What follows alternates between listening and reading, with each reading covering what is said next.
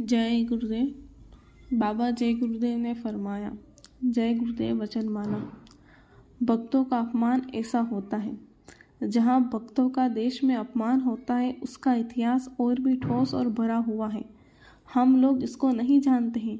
उस अहम भाव में जब बुद्धि नष्ट हो जाती है, मानवता का व्यवहार लोग नहीं करते, उनके साथ बड़ा अपमान व दुर्व्यवहार करते हैं। लेकिन अंत में क्या होता है, ये तो आप इतिहास को सुने और समझें। तो ये उल्टी भी डमरू बजी और सीधी भी बजी और नुकसान के लिए भी आदेश प्राप्त हो गए। लेकिन खुले शब्दों में आपको नहीं बताऊंगा और स्वागत तैयारी का हो रहा।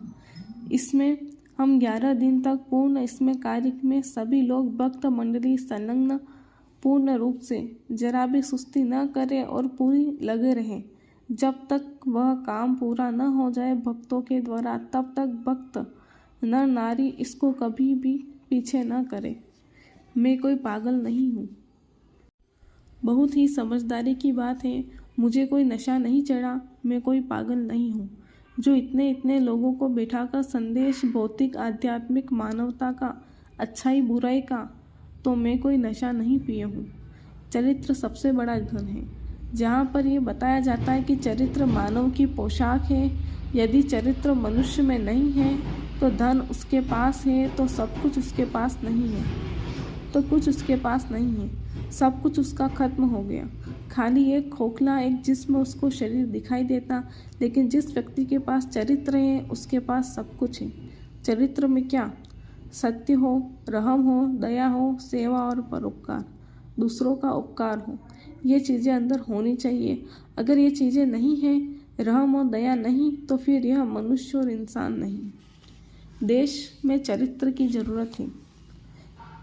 चरित्र की भारत में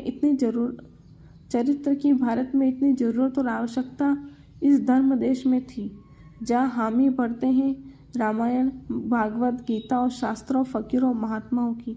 और उस देश में हम लोगों ने गजब कर दिया। हमारी तो आंखें शर्म से झुकनी चाहिए।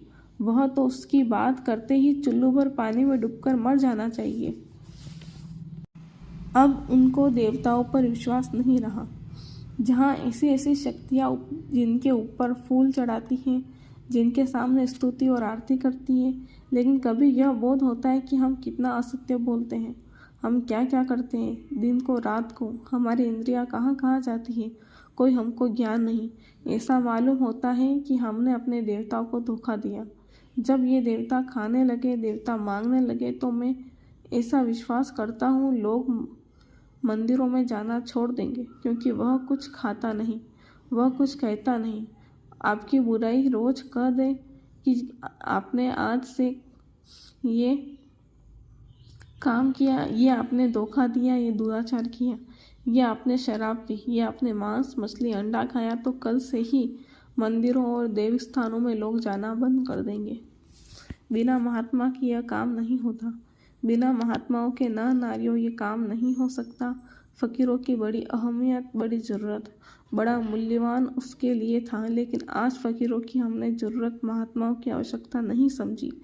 आज सभी बेलगाम हैं, बेरहम, कोई किसी प्रकार का अंकुश नहीं। जय गुरुदेव।